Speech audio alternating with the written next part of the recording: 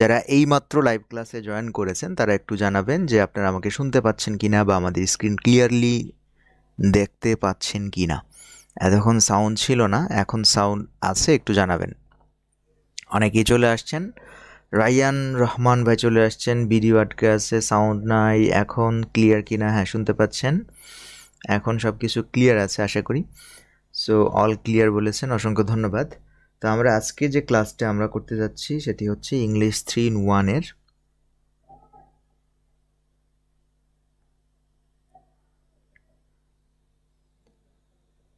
ওকে, সব কিছু ক্লিয়ার আছে। আমরা ক্লাস করছিলাম English 3-in-1 first phase.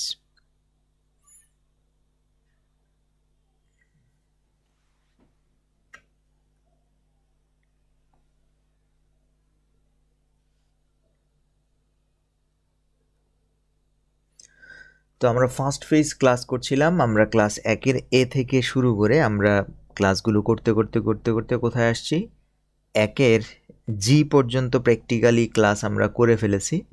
So আমরা এই জায়গায় 1-এর এ থেকে 1-এর জি পর্যন্ত ক্লাস অলরেডি করেছি এবং আপনাদেরকে অনেকগুলো পিডিএফ এবং ভিডিও ক্লাস রেকর্ড করা আছে। এইখানে কোথাও কোনো প্রবলেম হচ্ছে কিনা আপনাদের সে ব্যাপারে বলছিলাম। ফেসবুক গ্রুপে, সিক্রেট গ্রুপে কোনো যে জায়গায় প্রবলেম হবে সেগুলো স্ক্রিনশট দিয়ে আপনারা আমাকে দেখাবেন বলে আমি বলেছিলাম।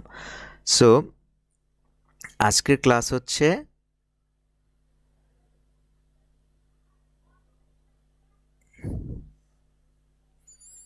সাউন্ড ক্লিয়ার বলেছেন। সো ওকে, সো আজকের ক্লাস হচ্ছে, গত ক্লাস আমরা করেছিলাম 1-এর জিতে, তো আজকে যে ক্লাসটি করব সেটি হচ্ছে কি 1-এর এইচ। 1-এর এইচ ক্লাস আমরা আজকে করতে যাচ্ছি। সো খেয়াল করুন, আগের ঠিক সবগুলো ক্লাস আপনাদের আশা করি আপনারা বুঝেছেন, শিখেছেন, জেনেছেন। তো আজকে আমরা 1-এর এইচ ক্লাস শুরু করতে যাচ্ছি। 1-এর এইচের প্রথম যে টপিকসটা সেটা হচ্ছে আপনার হু ভার্সাস হুম, এই দুটার মধ্যে পার্থক্য কি, হু এবং হুমের মধ্যে পার্থক্য কি, এই দুটা জিনিস নিয়ে আমরা একটু আলোচনা করব। এই ক্লাসটা আমরা, দেখুন ভালো করে খেয়াল করেন, এই ক্লাসটা আমরা কি আগের ক্লাসে ছিল নাকি এই ক্লাসটা দেখুন তো, আমার কাছে মনে হচ্ছে কেমন জানি কমন মনে হচ্ছে, পড়িয়েছি। যাই হোক, আমরা হু এবং হুমের মধ্যে কি পার্থক্য এই ব্যাপারটা একটু ক্লিয়ার করার চেষ্টা করব। সো আমরা বলেছিলাম যে বর্তমান ইংলিশে, মডার্ন ইংলিশে হুম যে জায়গায় আপনি ব্যবহার করতেন, হুম যে জায়গায় ব্যবহার করতেন সেই জায়গায় আপনি হু দিয়ে রিপ্লেস করতে পারবেন, হু দিয়ে রিপ্লেস করতে পারবেন মডার্ন ইংলিশে। ঠিক আছে, আমাদের আজকের ক্লাস আমরা 1-এর এইচ ক্লাস করতে যাচ্ছি। ঠিক আছে, ওই 1-এর কে সম্ভবত এটা মিস্টেক হয়ে গেছে। তো দেখুন, আমরা হু ভার্সেস হুম নিয়ে আলোচনা করব। আমরা প্রথমে বললাম কি যে মডার্ন ইংলিশে হুমের ভাত হু খেয়ে ফেলতেছে। ঠিক আছে, তার মানে আগে যেখানে আপনি হুম ব্যবহার করতেন এখন আপনি হু ব্যবহার করতে পারবেন। হুম মানে কি? হুম মানে হচ্ছে কাকে। যদি আপনি প্রশ্ন করেন তাহলে হবে কাকে, আর যদি আপনি প্রশ্ন না করেন তাহলে হবে কি? যাকে। ঠিক না? এটা আমরা শিখেছিলাম। আর হু হচ্ছে কি? যদি আমি প্রশ্ন করি তাহলে হু হবে কে, আর যদি প্রশ্ন না করি তাহলে হবে কি? যে বা যিনি। ঠিক না? এখন মডার্ন ইংলিশ বলতেছে যে হুমের আর ব্যবহার লাগবে না, মানে হুমকে আর দরকার নাই। হুমের ভাত কে খেয়ে ফেলতেছে? হু। তার মানে হু এর মানেই কি দাঁড়াবে? হু এর মানেই দাঁড়াবে কাকে, হু এর মানেই দাঁড়াবে যাকে। ঠিক আছে, এই মডার্ন ইংলিশের এই পার্থক্যটা একটু আপনাকে বুঝতে হবে।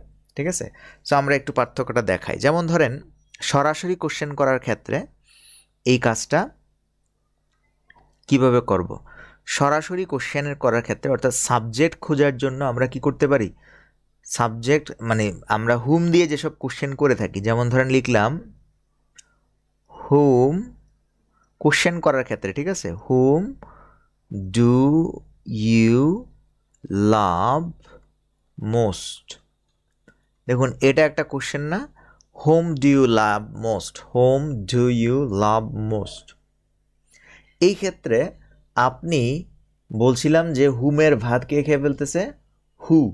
এই ক্ষেত্রে হুমের জায়গায় আপনি হু দিয়ে রিপ্লেস করে আপনার সেন্টেন্সটা আপনি লিখতে পারবেন। হু, তারপর বাকিটাকে এই যে এটা, তার মানে দেখুন আপনার কাছে শুনতে কিন্তু অড লাগবে। আপনি যারা নতুন শুনতেছেন তারা কিন্তু মনে করবেন যে এটা সেন্টেন্স ভুল হয়েছে, ঠিক না? সেম সেন্টেন্স, যে হুম ডু ইউ লাভ মোস্ট, এই জায়গায় হুম দিয়ে যে প্রশ্নটা আপনি করতেন সেই জায়গায় হুমকে আপনি আউট করে দিতে পারবেন, কারণ হুমের জায়গা এখন কে দখল করে নিয়েছে? এখন দখল করে নিয়েছে হু। তার মানে আপনি সেন্টেন্সগুলো এখন হু দিয়ে রিপ্লেস করে লিখতে পারবেন, একই অর্থ প্রকাশ পাবে। দুইটার অর্থ কি একই। Who do you love most, who do you love most, এটার মানেও তুমি কাকে ভালোবাসো, এটাও কাকে। দেখুন হু এর অর্থ কিন্তু কাকে হয় না, হয় আমরা জানি হু অর্থ হচ্ছে কি কে, ঠিক না?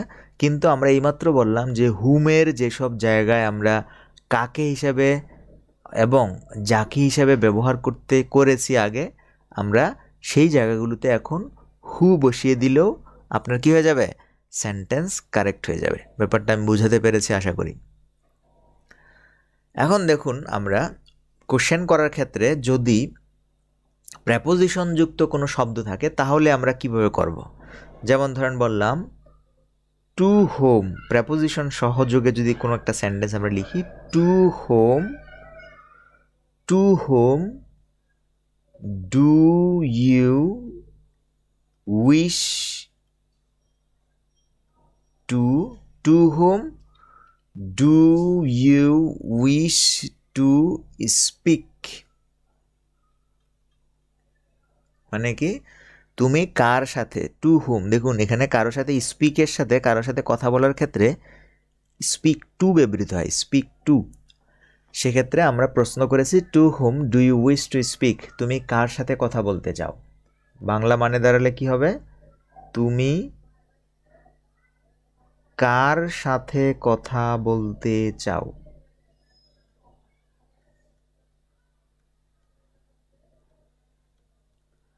এখন দেখুন এখানে টু হোম, তার মানে আমরা বলছি যে যে জায়গায় হুম আছে সেই জায়গায় আপনি কি করবেন?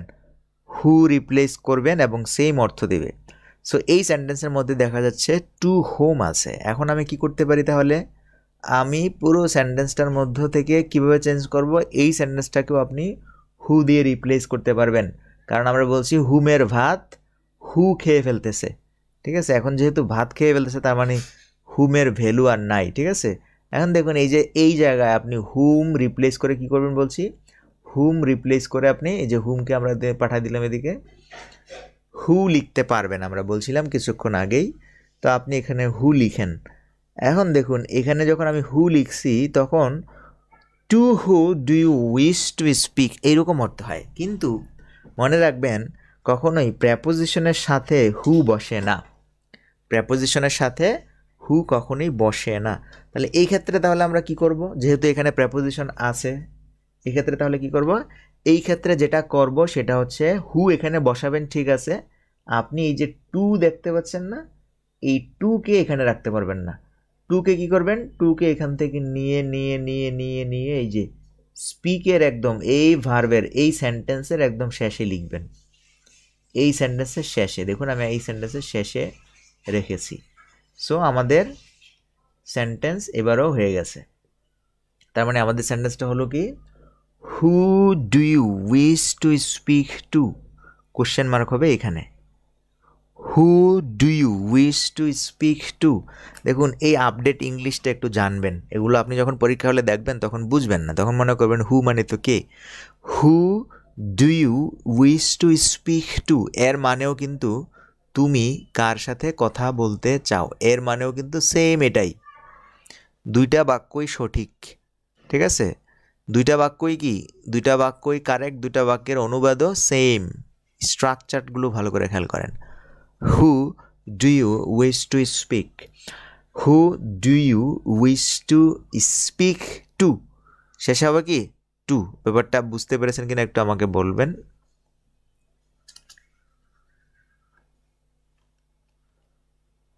তাহলে এই দুটা প্যাটার্ন বুঝতে পেরেছেন কিনা একটু আমাকে বলবেন। যারা ক্লাস করতেছেন শুধু বসে থাকবেন না, রেসপন্স করবেন।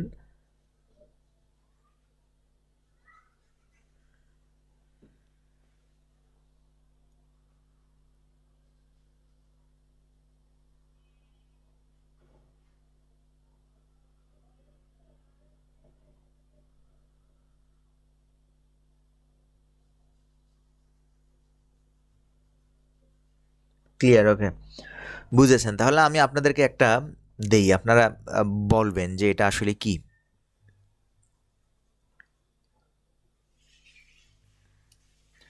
ধরেন লিখলাম যে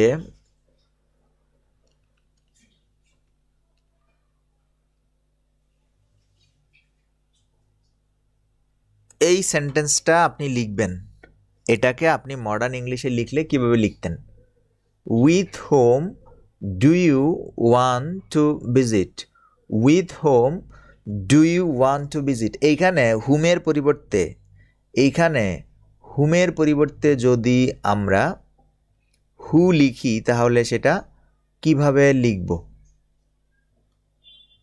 ঠিক আছে, এটা একটু আমাকে দেখাবেন। With whom do you want to visit.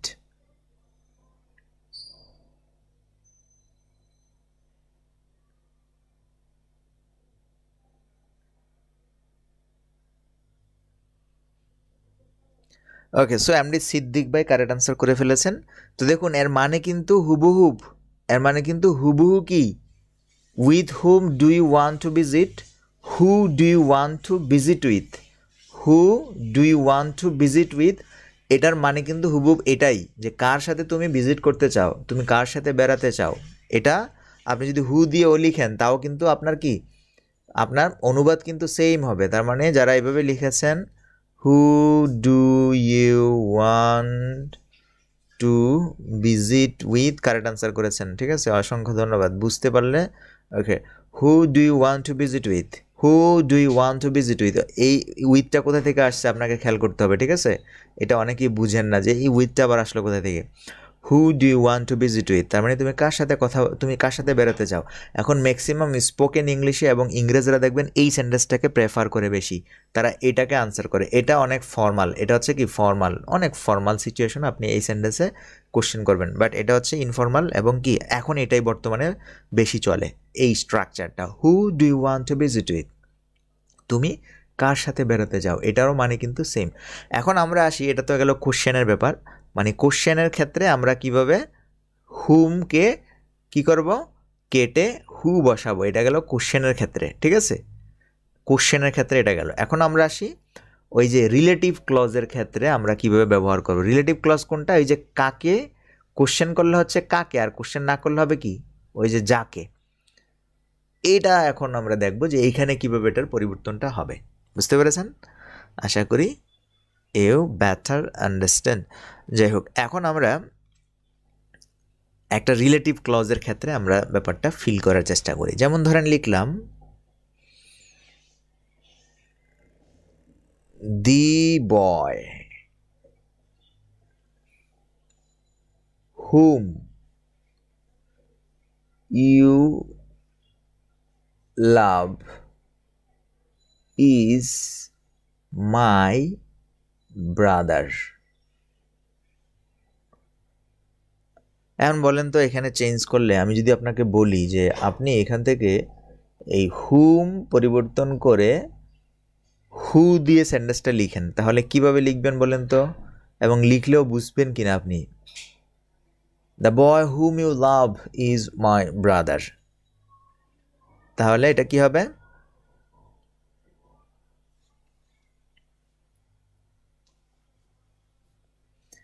এক্ষেত্রে হুমকে আপনি রিপ্লেস করবেন কিভাবে? সেম হুবহুব, একদম হুবহুব সেন্টেন্সই থাকবে, জাস্ট আপনি হুমের জায়গায় কি করবেন, হু দিয়ে লিখবেন, সেটাও কি কারেক্ট আনসার। তাহলে আপনি এখন কি করবেন, এই জায়গাটাকে কেটে দিবেন, কেটে দিলাম। আপনি এখন যদি এটাও পড়েন, এটা যে মানে এটা সেই মানে।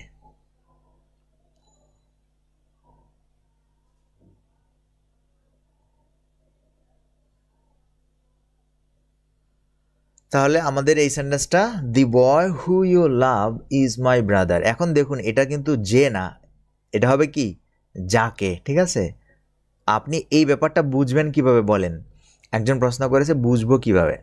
বুঝবেন এইভাবেই, কারণ হু তো এখানে আপনি যদি যে বলেন যে, তাহলে তো হচ্ছে না, ঠিক না? হুম ইউ লাভ, আপনাকে বুঝতে হবে এখানে হুমের পরিবর্তে হু বসেছে, ঠিক আছে, এটা আপনাকে বুঝতে হবে। The boy who you love is my brother, কারণ এখানে হুম আর হু একই জিনিস।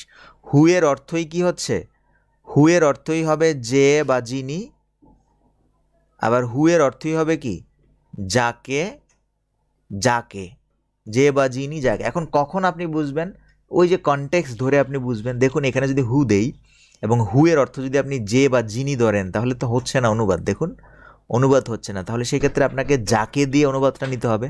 দি বয় হু ইউ লাভ, তুমি যে বালকটিকে তুমি পছন্দ করো, দি বয় যাকে তুমি ভালোবাসো ইজ মাই ব্রাদার, সে আমার ভাই। তাহলে এখানে যাকে লিখলেই আপনার অনুবাদ প্রাঞ্জল হবে, যে যিনি লিখলে তো হবে না। যে ছেলেটি, যে, যে যাকে তুমি ভালোবাসো, যাকে তুমি ভালোবাসো, ঠিক আছে। তাহলে আপনাকে যাকে এখানে অনুবাদটা করতে হবে, এটা আপনার সেন্স থেকে নিতে হবে, কনটেক্সট থেকে নিতে হবে। এই ব্যাপারটা আশা করি বুঝে গেছেন, অনেকে আনসার করেছেন, অসংখ্য ধন্যবাদ। এবার দেখি আমরা প্রেপোজিশন যুক্ত যদি থাকতো তাহলে আপনি কিভাবে লিখতেন। প্রেপোজিশন যুক্ত, ধরেন লিখলাম the person, the person to home, the person to whom you are speaking, you are speaking, the person to whom you are speaking is my brother। এইবার আপনি এই সেন্টেন্সের মধ্যে হুমের পরিবর্তে কি লিখবেন, হু দিয়ে রিপ্লেস করবেন। করলে কীরকম সেন্টেন্স হবে আপনি সেন্টেন্সটা লিখবেন, দেখি পারেন কিনা। একজন প্রশ্ন করেছেন কার সাথে কখন বুঝবেন, যখন প্রেপোজিশন থাকে তখন আপনি কার, কার ইংরেজি করবেন, ঠিক আছে, কার। যেমন যদি বলি টু হোম তাহলে হবে কার সাথে, উইথ হোম কার সাথে, ঠিক আছে। টু হোম প্রেপোজিশন যুক্ত হলে তখন আপনি অনুবাদটা করবেন কার, আর যদি প্রেপোজিশন যুক্ত না থাকে তখন অনুবাদ করবেন যাকে, যাকে। বুঝতে পেরেছেন? তাহলে এখানে টু আছে, তার মানে এখানে যার, কার হবে। আর যদি প্রশ্ন করেন তাহলে হবে যার, ঠিক না, সরি, প্রশ্ন করলে হবে কার, আর যদি প্রশ্ন না করেন তাহলে হবে যার। তার মানে এখানে প্রেপোজিশন আছে, তার মানে কি হবে যার। বুঝতে পেরেছেন? কোশ্চেন করার ক্ষেত্রে হবে কার, প্রেপোজিশন যুক্ত যদি থাকে তাহলে কোশ্চেন করার ক্ষেত্রে হবে কার, আর কোশ্চেন না করলে এরকম রিলেটিভ ক্লজ মেকিং করলে হবে যার। আর যদি প্রেপোজিশন না থাকে তাহলে হবে যাকে, কাকে, যাকে, কাকে। তাহলে দেখুন এই ক্লজটাও কিন্তু সেম, এই ক্লজটাকে যদি আপনি হু দিয়ে রিপ্লেস করেন সেম প্যাটার্নে আপনাকে রিপ্লেস করতে হবে, সেম প্যাটার্নে আপনাকে রিপ্লেস করতে হবে। যারা যারা করছেন তারা একটু জানাবেন। দেখুন প্রথমে আমরা হুবহুব সেন্টেন্স কিন্তু থাকবে, প্রথমে আমরা এটা নিয়ে আসি, দি পারসন নিয়ে আসলাম। এরপর আমরা কি করব বলেছি, যে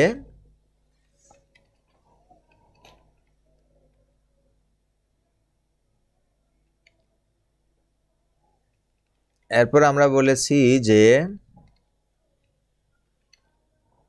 টু হুমের জায়গায় আমি কি নিয়ে আসবো, টু হুমের জায়গায় শুধু হু নিয়ে আসবো, হু।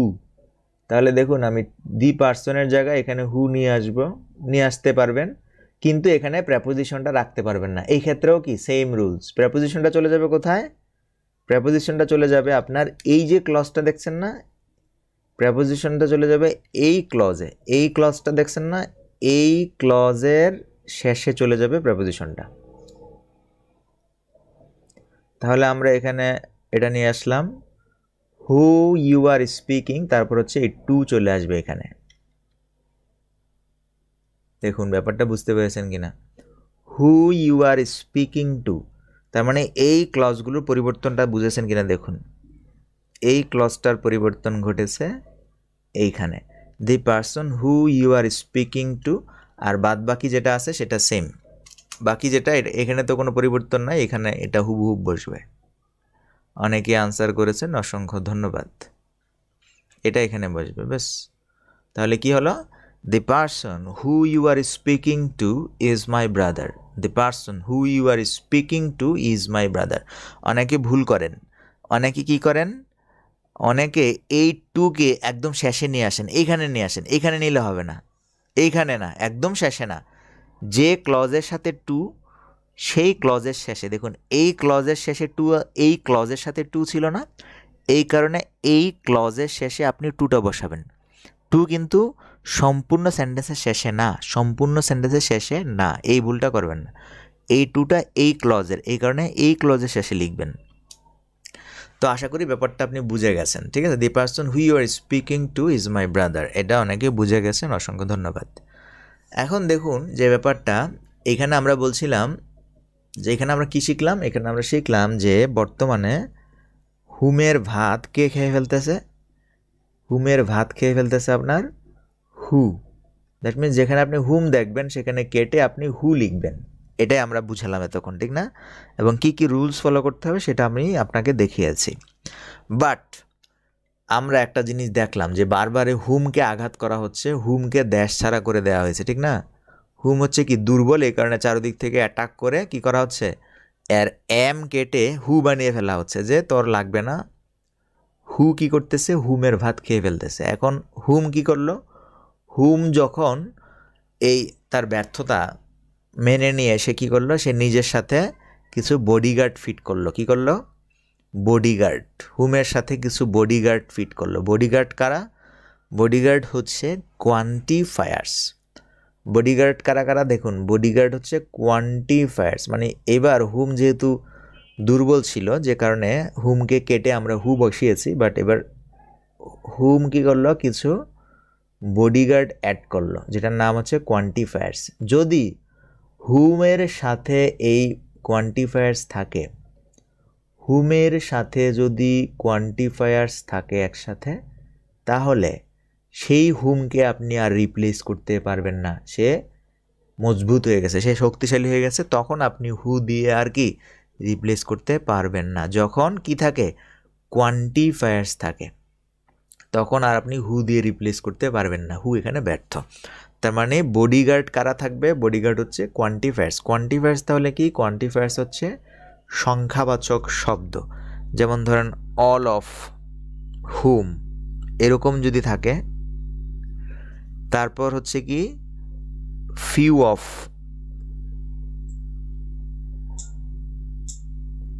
Few of hmm, many of home, all of home মানে কি যাদের সবাই, ফিউ অফ হোম মানে কি যাদের গুটি কয়েক, মেনি অফ হোম মানে কি যাদের অনেকেই, যাদের অনেককেই বা যাদের অনেকেই। তাহলে দেখুন যখন হুমের সাথে কোয়ান্টিফায়ার্স আসলো, কোয়ান্টিফায়ার্স বলতে আমরা কি বোঝাচ্ছি, কোয়ান্টিফায়ার্স হচ্ছে সংখ্যাবাচক শব্দ। সংখ্যাবাচক শব্দ যখন অ্যাড হবে তখন আপনি সেগুলোকে আর কি করতে পারবেন না, রিপ্লেস করতে পারবেন না। সো এই ব্যাপারটা আশা করি বুঝাতে পেরেছি। সংখ্যাবাচক শব্দ আসলে রিপ্লেস করতে পারবেন না। যেমন ধরেন বললাম দেয়ার are 100 students, there are 100 students in my class, আমার ক্লাসে 100 শিক্ষার্থী আছে। তারপর দেখুন আপনি এখন আপনার ক্লাসে 100 জন শিক্ষার্থী আছে, 100 জন শিক্ষার্থী আছে, আপনি 100 জনের মধ্যে হয়তো কাউকে নিয়ে কথা বলছেন কিংবা 100 জনকে নিয়ে কথা বলছেন, সেক্ষেত্রে আপনি কি বলবেন, মেনি অফ হোম, যাদের অনেকেই, many of home, there are 100 students in my class, many of whom are meritorious, মেধাবী। ঠিক আছে, তো দেখুন ব্যাপারটা হচ্ছে কি, এই যে মেনি অফ হুম লিখেছি, আপনি এই জায়গায় হুম কেটে হু লিখতে পারবেন না। ঠিক আছে, এই জায়গায় পারবেন না। কারণ কি, কারণ এখানে হুম একটা বডিগার্ড রেখেছে সাথে, তার সাথে একটা বডিগার্ড আছে, যে কারণে এখন আর হু তাকে আর অ্যাটাক করে তার ভাত নষ্ট করতে পারছে না। বুঝতে পেরেছেন? তো এই জায়গাটা মনে রাখবেন, there are 100 students in my class, most of whom are meritorious. এই ক্ষেত্রে মনে রাখবেন এই ক্লজটা কোয়ান্টিফায়ার্স যুক্ত যে ক্লজটা আছে এই ক্লজটা সবসময় আপনি কমা দিয়ে লিখবেন, তার মানে কি নন ডিফাইনিং করে লিখবেন, ঠিক আছে। কোয়ান্টিফায়ার্স যুক্ত যে ক্লজটা আছে সেটাকে কমা দিয়ে সেপারেট করে লিখবেন। ব্যাপারটা আশা করি বুঝাতে পেরেছি আমি।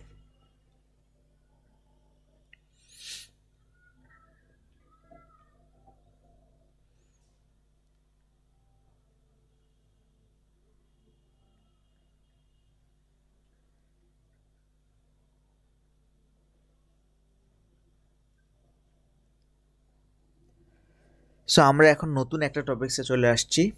টপিকসটার নাম হচ্ছে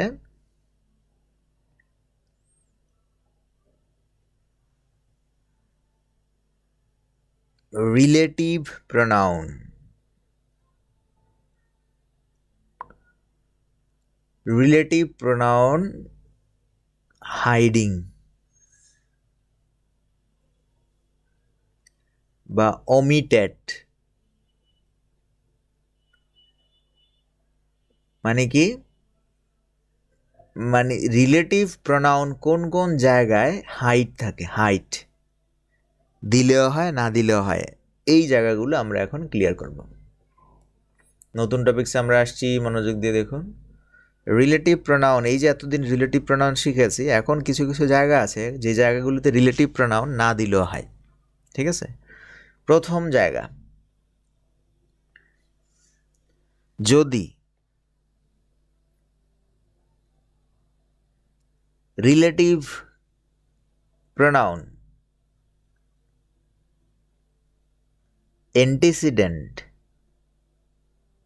অ্যান্টিসিডেন্ট বা রিলেটিভ প্রোনাউন টি রিলেটিভ ক্লজের অবজেক্ট হয়। কি হয়? রিলেটিভ ক্লজের অবজেক্ট হলে আপনি ওই জায়গায় রিলেটিভ প্রোনাউন হাইড করে রাখতে পারবেন। রিলেটিভ প্রোনাউন হাইড করে আপনি নাও দিলে না দিলেও হবে। একটা উদাহরণ দিলে ব্যাপারটা ক্লিয়ার হবে। দি পেন্সিল, দি পেন্সিল, ধরেন আমি পেন্সিলের ব্যাপারটাতে যদি রিলেটিভ প্রোনাউন লিখতাম তাহলে হতো কি, দি pencil which I gave you, the pencil which I gave you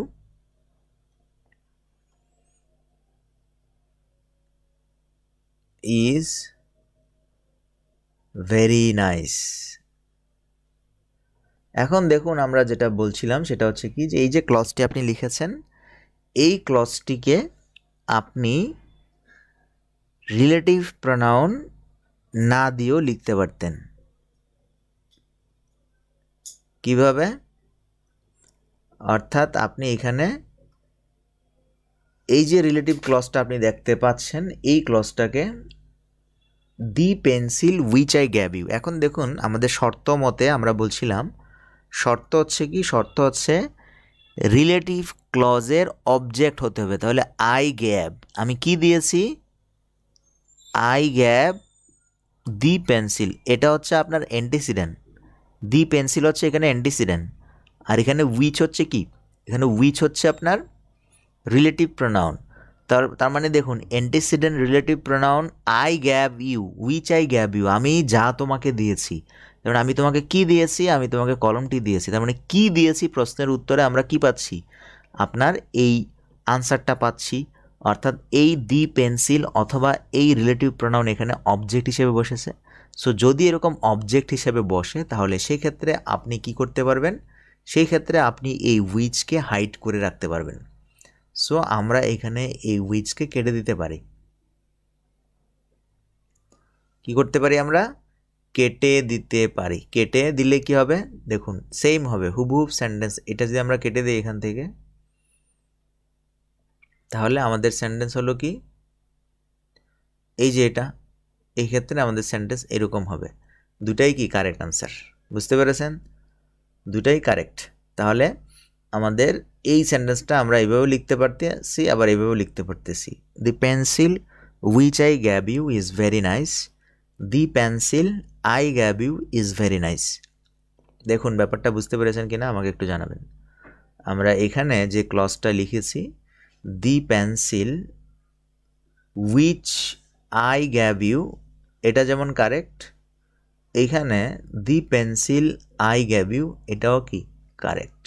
শর্ত হচ্ছে কি, অ্যান্টিসিডেন্ট অথবা রিলেটিভ প্রোনাউন রিলেটিভ ক্লজের অবজেক্ট হতে হবে। এই শর্ত যখন পূরণ করবে তখন আপনার সেন্টেন্স কারেক্ট হবে। এই ব্যাপারটা আশা করি আমি বুঝাতে পেরেছি। আমরা এখন 2 নম্বর পয়েন্টে চলে আসি।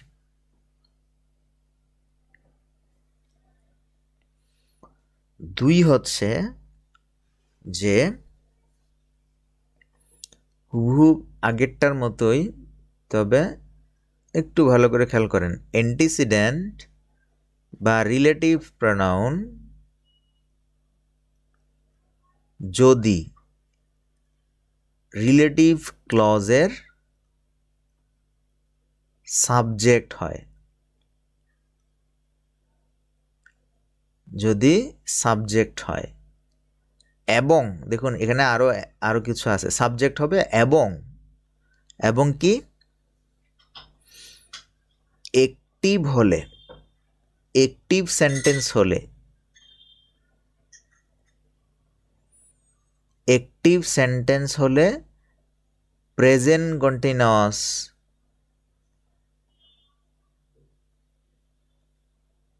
অথবা পাস্ট কন্টিনিউয়াস হয়। বুঝতে পেরেছেন?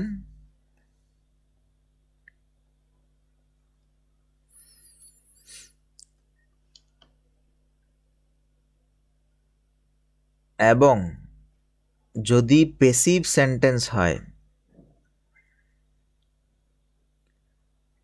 এবং প্যাসিভ সেন্টেন্স হয়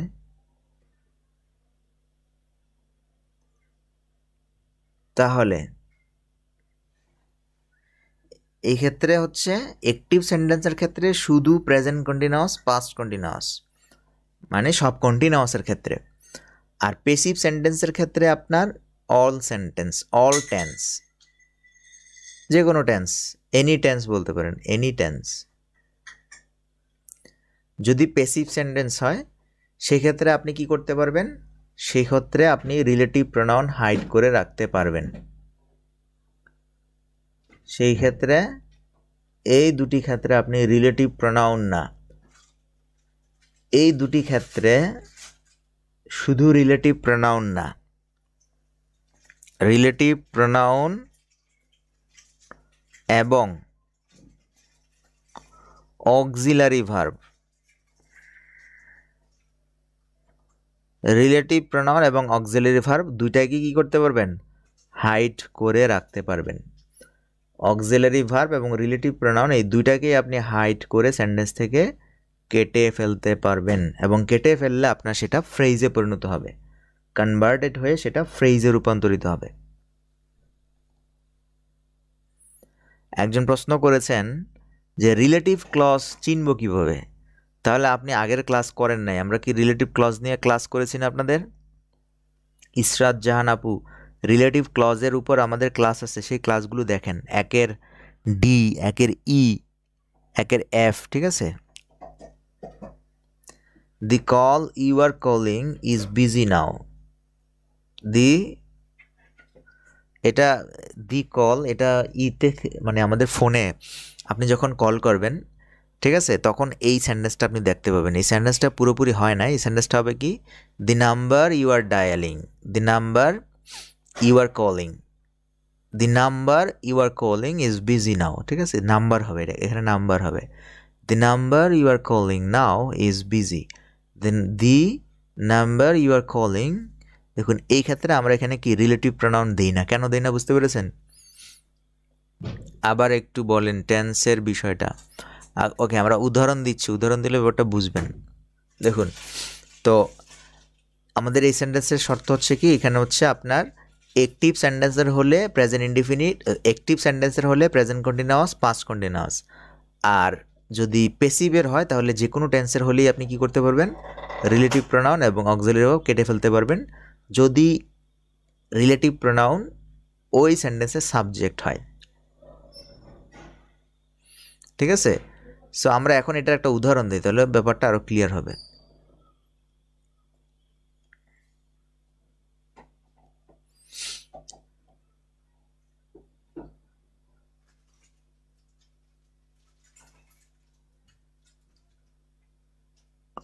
পিডিএফ পড়বেন ভালো করে, পিডিএফে আরো সুন্দর সুন্দর উদাহরণ দেয়া আছে, যারা বই নিয়েছেন বই খুলে পড়তে বসবেন, তাহলে আরো সহজে বুঝবেন।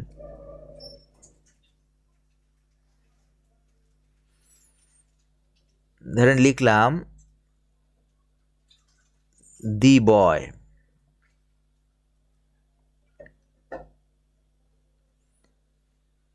হু is standing by the gate, who is standing by the gate is my brother. এখন দেখুন, the boy who is standing by the gate is my brother, এই ক্ষেত্রে আপনি কি করবেন? এই ক্ষেত্রে বলেন তো, এই ক্ষেত্রে কি হবে? এই ক্ষেত্রে আপনি রিডিউস করবেন কিভাবে? যারা জানেন একটু দ্রুত লিখে ফেলবেন, হাত মানে অনেকে হয়তো শুয়ে শুয়ে ক্লাস দেখতেছেন, তো আরামে ক্লাস দেখতেছেন, তাও খাতা কলম লাগতেছে না, জাস্ট মোবাইলে বসে বসেই আপনি লিখে ফেলেন। এই ক্লাসটাকে আমরা কি করতে পারি? আধুনিক আপডেট করতে পারি কিভাবে? এখান থেকে আপনি কি করবেন বলেন তো? এখান থেকে হু এবং ইজ দুটাই কেটে দিবেন, বলছি না, রিলেটিভ প্রোনাউন এবং অক্সিলারি ভার্ব দুটাই কেটে দিবেন। রিলেটিভ প্রোনাউন এবং অক্সিলারি ভার্ব দুটাই আমি যদি কেটে দেই, এখান থেকে রিলেটিভ প্রোনাউন এবং অক্সিলারি, দেখুন রিলেটিভ প্রোনাউন এবং অক্সিলারি ভার্ব দুটা এখান থেকে উঠিয়ে দিবেন, এই যে উঠাই দিলাম। ঠিক আছে, তাহলে আমাদের সেন্টেন্স হলো কি? তাহলে সেন্টেন্স হলো the boy standing by the gate is my brother. তাহলে সেন্টেন্স আমাদের এত বড় করার দরকার নাই, সেন্টেন্স এইটাও হয়ে যায়, সংক্ষেপে সেন্টেন্স হয়ে গেল, ব্যাস। The boy standing by the gate is my brother, এটা যেই কথা, the boy who is standing by the gate is my brother, একই কথা। এটা আশা করি বুঝাতে পেরেছি। এটা হচ্ছে অ্যাক্টিভ না, এই যে হু ইজ স্ট্যান্ডিং, এটা অ্যাক্টিভ সেন্টেন্সের। এবং এখানে হু কি, দেখুন শর্তগুলো দেখুন, শর্ত হচ্ছে হু হতে হবে কি সাবজেক্ট, এরপর প্রেজেন্ট কন্টিনিউয়াস অথবা পাস্ট কন্টিনিউয়াস। প্রেজেন্ট কন্টিনিউয়াস হইল অ্যাক্টিভের সাবজেক্ট, অ্যাক্টিভের সাবজেক্ট এবং কি অ্যাক্টিভ সেন্টেন্স এবং কি এটা প্রেজেন্ট কন্টিনিউয়াস। বুঝতে পেরেছেন? আমরা আরেকটা উদাহরণ দিই, তাহলে আরো সহজে বুঝবেন।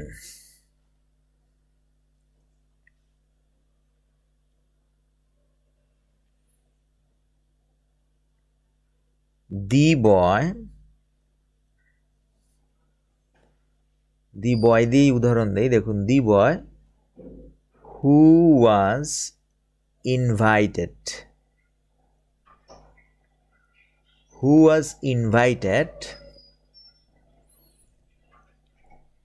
who was invited was absent, সে অনুপস্থিত ছিল। তাহলে দেখুন শর্ত কি ফিল আপ করছে, এখানে হু হচ্ছে সাবজেক্ট এবং ওয়াজ ইনভাইটেড হচ্ছে কি আপনার পেসিভ ফরম্যাট। ওয়াজ ইনভাইটেড এটা কি, এটা পেসিভের একটা ফরম্যাট, ঠিক না? পেসিভ সেন্টেন্স এরকম থাকে না, was invited, the boy who was invited. তাহলে এই ক্ষেত্রে আপনি কি করতে পারবেন? এই ক্ষেত্রে আপনি এটাকেও কি করতে পারবেন? রিডিউসড করতে পারবেন। তো এই ক্ষেত্রে কিভাবে রিডিউস করবেন? এই ক্ষেত্রে এটার রিডিউসডের যে পার্টটা হবে সেটা হবে এই জায়গায়।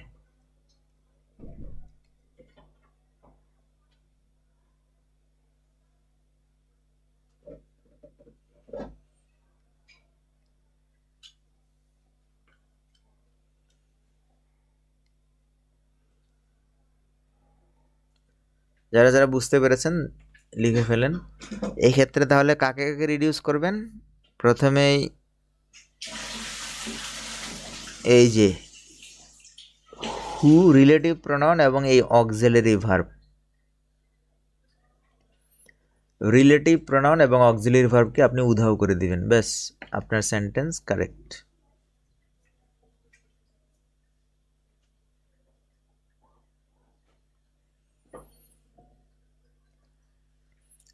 The boy invited was absent. The boy invited was absent. ব্যাপারগুলো বুঝতে পেরেছেন কিনা একটু আমাকে জানাবেন।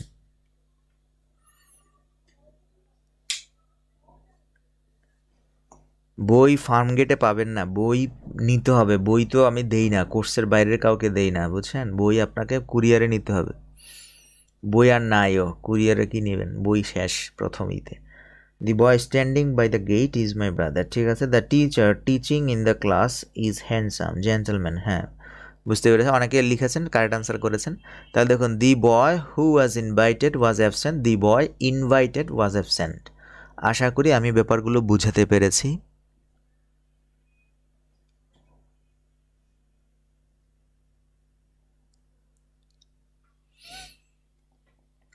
না বুঝতে পারলেও বলেন, বুঝতে পারলেও বলেন।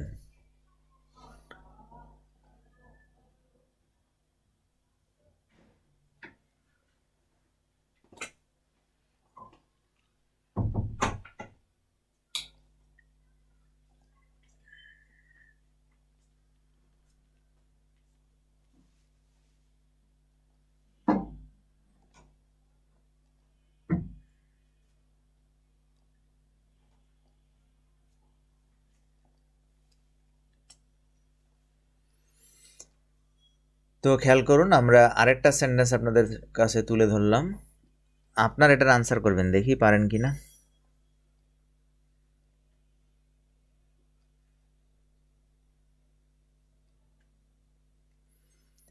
The family that is living in the next house comes from Slovenia. এটার রিডিউসড কি হবে এটা একটু বলবেন।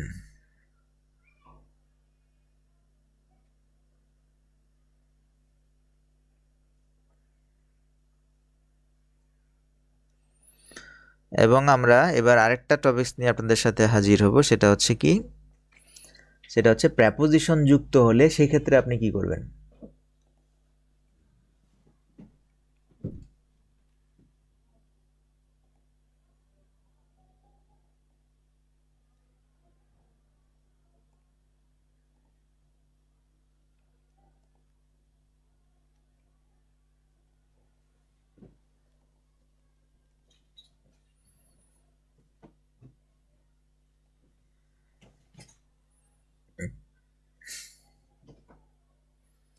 এই দুইটা সেন্টেন্স দেখুন, আপনি রিডিউস করে দেখাবেন। দ্বিতীয় সেন্টেন্সটার দিকে একটু ভালো করে খেয়াল করেন। দ্বিতীয় সেন্টেন্স হচ্ছে she was at the garden party which I was telling you about, which I was telling you about. She was at the garden party which I was telling you about, যেটা নিয়ে আমি তোমাকে বলেছিলাম। So এই ক্ষেত্রে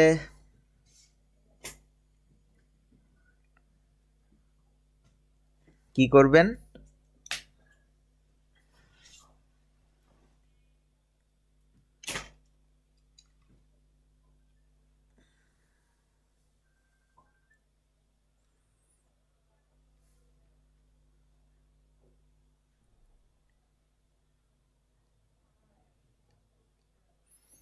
so আমাদের পরের যে ব্যাপারটা সেটার দিকে একটু খেয়াল করেন। যেমন ধরেন প্রেপোজিশন সহ যদি থাকে,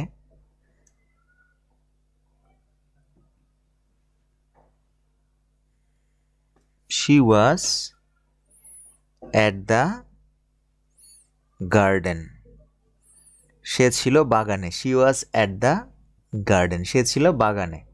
এখন আমি যদি বলি যে about which মানে কি, about which মানে কি, এই বাগান সম্পর্কে। she was at the garden about which I told you, আমি তোমাকে বলেছিলাম। এই ক্ষেত্রে দেখুন, এই ক্ষেত্রে আমরা কিভাবে রিলেটিভ প্রোনাউন হাইড করব। এই ক্ষেত্রে যেহেতু সেন্টেন্সে কি আছে, প্রেপোজিশন আছে এবং কি আছে আপনার রিলেটিভ প্রোনাউন আছে, সো এই ক্ষেত্রে কি করব। এই ক্ষেত্রে যদি প্রেপোজিশন থাকে তাহলে আপনাকে খেয়াল করতে হবে, প্রেপোজিশন যদি থাকে তাহলে খেয়াল করবেন যে প্রেপোজিশনটাকে প্রথমে কি করবেন, এই জায়গা থেকে প্রেপোজিশনটাকে, ওই যে আমরা এখন মডার্ন ইংলিশে যেটা শিখেছি, প্রেপোজিশনটাকে কোথায় নিয়ে আসতে হয়, শেষে, এই শেষে নিয়ে আসবেন। বুঝতে পেরেছেন? তো মডার্ন ইংলিশে আমরা কি করেছি, এই রিলেটিভ প্রোনাউনকে আমরা শেষে নিয়ে আসছি না, তাহলে এটাকেও আপনি শেষে নিয়ে আসবেন। সেম প্যাটার্নে মনে করেন এটা তো এখানে থাকলোই, এটা তো আর কোনো পরিবর্তন না, এটা হুবহুব আপনি রাখবেন এখানে। ধরেন এখানে রাখলাম she was at the garden. এরপর আপনি লিখবেন অ্যাবাউট উইচ না লিখে কি করবেন, বাকিটা নিয়ে আসবেন, উইচ আই টোল্ড ইউ, এরপর অ্যাবাউটটা এখানে চলে আসবে, অ্যাবাউট। ঠিক আছে? এবার আপনি যেটা করবেন সেটা হচ্ছে কি, এবার আপনি রিলেটিভ প্রোনাউনকে এখান থেকে হাইড করে ফেলবেন।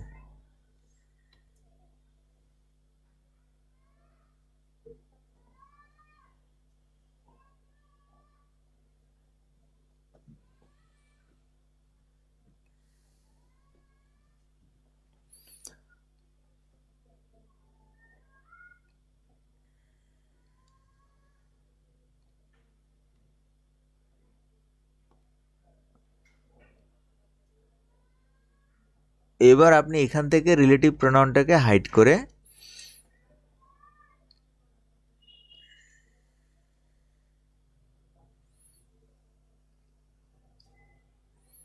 লিখবেন। তাহলে আপনার সেন্টেন্স হবে কি, এখান থেকে প্রথমে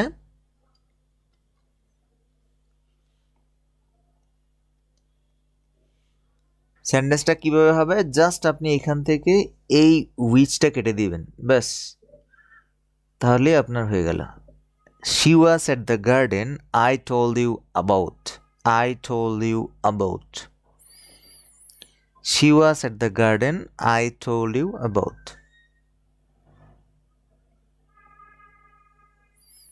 সো ব্যাপারটা বুঝে গেছেন, ইসরাত জাহান আপু বুঝে গেছেন। ওকে, অসংখ্য ধন্যবাদ যারা বুঝতে পেরেছেন, এবং যারা বুঝতে পারেন নাই, কি বুঝতে পারেন নাই সেই ব্যাপারটা আমাকে তুলে ধরবেন।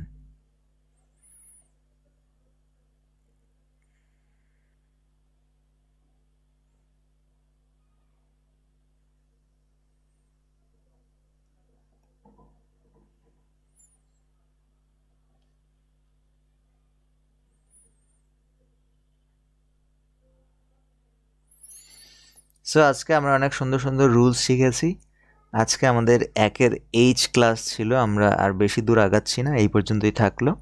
যে যে টপিকসগুলো আমরা শিখেছি সেই টপিকসের উপর পিডিএফে বিস্তারিত ব্যাখ্যা, বর্ণনা, বিশ্লেষণ আছে, সেন্টেন্স আছে, উদাহরণ আছে। এগুলো আরও একটু পিডিএফ ডাউনলোড করে আরও একটু ঘেটে ঘুটে ক্লিয়ার হবে, মানে পড়লেই দেখবেন ব্যাপারটা ক্লিয়ার হয়ে যাচ্ছে।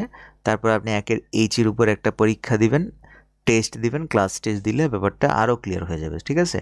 সো কোনো কোশ্চেন না থাকলে আজকে আমরা এই পর্যন্তই রাখছি। দেখা হচ্ছে আমাদের নেক্সট ক্লাসে। কোনো কোশ্চেন থাকলে করতে পারেন।